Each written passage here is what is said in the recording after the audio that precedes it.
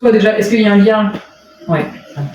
Alors, je voudrais vous parler de la fréquence cardiaque à l'effort.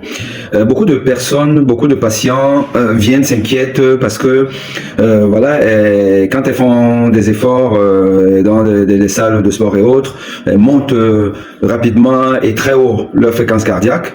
C'est bien ça.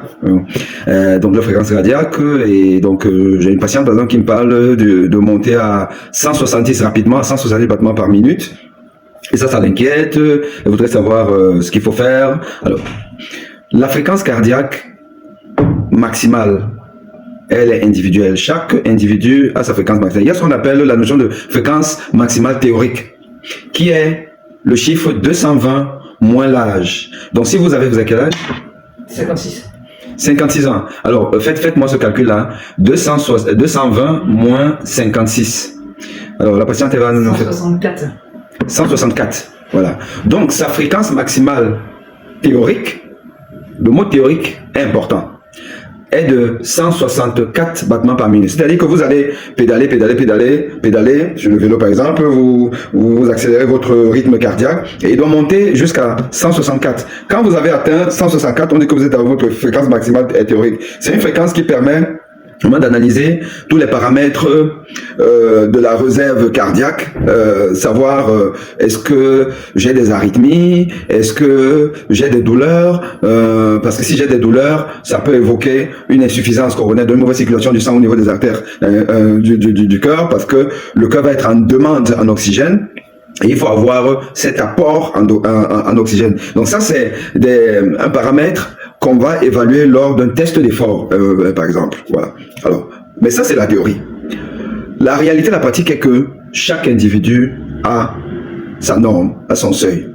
Il y a des gens qui accélèrent le cœur rapidement et d'autres pas.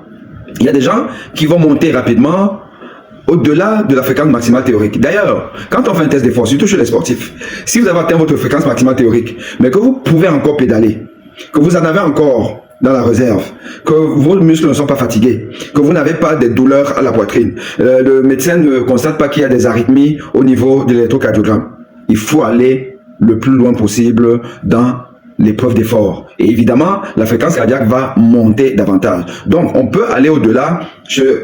Ma patiente, 164 battements par minute, mais elle monte facilement à 170. Voilà. 180. Ben, vous faites 180, vous faites 180.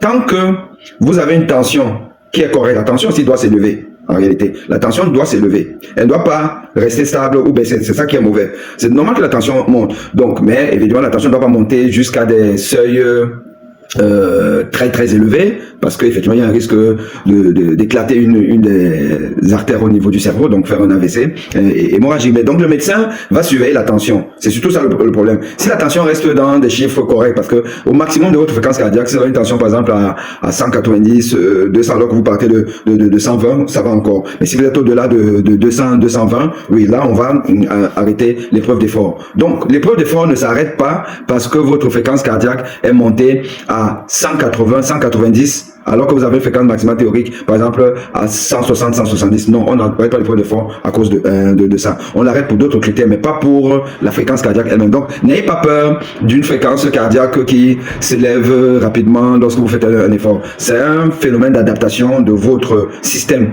cardiovasculaire à la demande en oxygène, en énergie, en général. À bientôt.